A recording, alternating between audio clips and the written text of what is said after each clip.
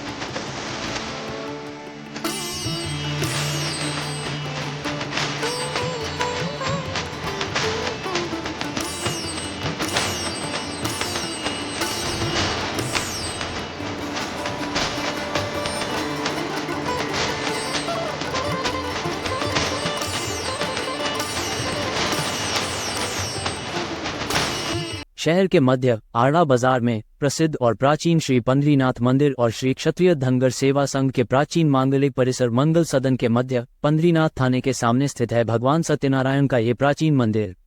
ये सिर्फ एक उपासना स्थल नहीं बल्कि इंदौर की सांस्कृतिक धरोहर का जीवंत प्रतीक है। साल 1913 जब होलकर राजवंश का शासन था, इसी काल में इस मंदिर का निर्माण करवाया गया। महारानी चंद्रावती देवी होलकर ने भगवान सत्यनारायण की प्रतिमा की स्थापना की। सन 1895 में महाराज तुकोजीराव होलकर तृतीय का विवाह चंद्रावती होलकर से हुआ था।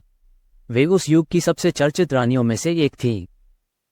जहां उस समय अन्य राजघरानों की महिलाएं पालकियों तक सीमित थीं, वहीं रानी चंद्रावती होलकर ने महाराज से जिद करके कार चलाना सीखा। उन दिनों कार रखना भी एक विलासिता थी जो केवल राजा महाराजाओं के पास हुआ करती थी, और होलकर घराने के पास तो दुनिया की सबसे लग्जरी कारें थीं। यूरोप और अमेरिका की कंपनियां विशेष रूप से होलकर साम्राज्य के आदेश पर कारें डिजाइन करती थीं। इन गाड़ियों पर होलकर साम्राज्य का झंडा और राज चिन्ह बना होता था, और रानी चंद्रावती हर खास मौके पर इनमें से एक अलग कार खुद ड्राइव करती थी। कई बार तो वे युवराज यशवंतराव होलकर को साथ लेकर लंबी ड्राइव पर निकल जाती, और जहां जहां से उनका काफिला गुजरता, लोगों की भीड़ सिर्फ रानी की ड्राइविंग देखने जमा हो जाती।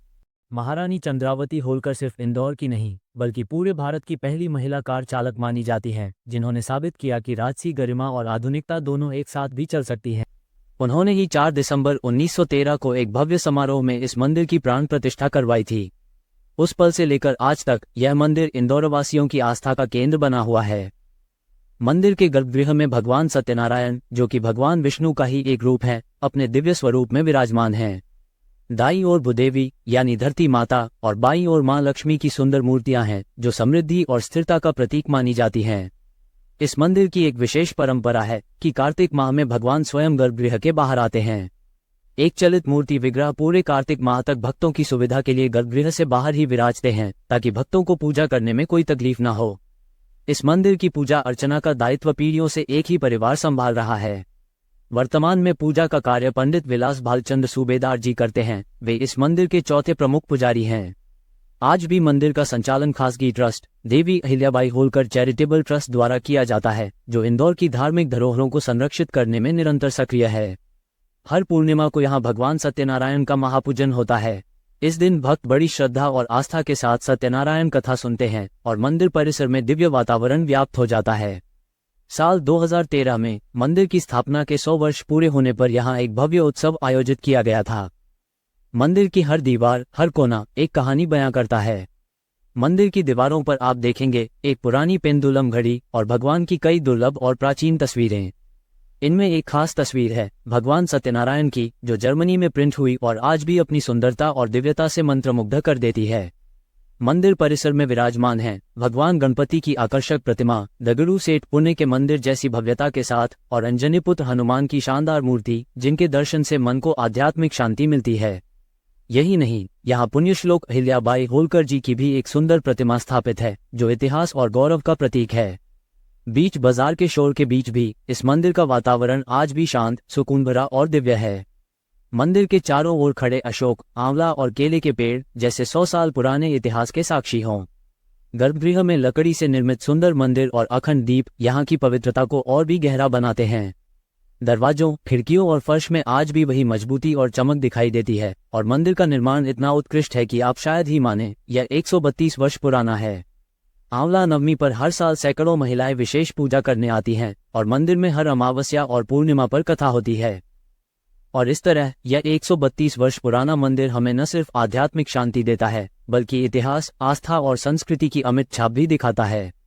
यदि आपको ये दर्शन पसंद आया तो हमारे चैनल को लाइक और सब्सक्राइब जरूर करें, ताकि आप हर एपिसोड में इंदौर के अनछुए और दिव्य मंदिरों की कहानियों से जुड़ सकें। आइए मिलकर इस पावन धरोहर को संजोएं और अपनी आस्था को और भी गहरा बनाएं। फिर मिलेंगे अगले एपिसोड में, जहां हम लेकर आएंगे इंदौर के और भी अद्भुत मंदिर और उनके रहस्य। ये सिर्फ मंदिरों की यात्रा नहीं, बल्कि उन कहानियों की खोज है जो पत्थरों में छिपी हैं, जिन्हें समय ने मिटाया नहीं, बस धूल के नीचे दबा दिया। कहा जाता है, जहां आस्था बसती है, वहां इतिहास स्वयं बोल उठता है। इंदौर सिर्फ एक शहर नहीं, बल्कि वो भूमि है जहां हर मंदिर, हर प्रतिमा भक्ति और परंपरा की एक अनोखी कहानी कहती है। कभी यहाँ महादेव की तपोभूमि रही, कहीं माता अष्टभुजा का दिव्य धाम, कहीं गणपति बप्पा पूरे परिवार सहित विराजमान है, कहीं वाघमारे देवी की महिमा, कहीं गोमाता को ही भगवान माना गया, कहीं बिजासन देवी की अटूट आस्था है, तो कहीं राम भक्त हनुमान के चमत्कारों की कथा। पीढ़ियां बदल गईं, पर श्रद्धा आज भी उतनी ही जीवित है। हम लेकर आए हैं आपके अपने शहर इंदौर की उन अनसुनी कहानियों को, जो मंदिरों की दीवारों में, आरती की लौ में और श्रद्धा के हर स्पंदन में आज भी बसती है। इंदौर के मंदिर, आस्था का इतिहास, इतिहास की आस्था। यदि आपको हमारी यह यात्रा पसंद आए तो चैनल को लाइक करें, शेयर करें और सब्सक्राइब करना न भूलें, ताकि हर नए एपिसोड के साथ आप भी जुड़ सकें इंदौर की इस आध्यात्मिक खोज से।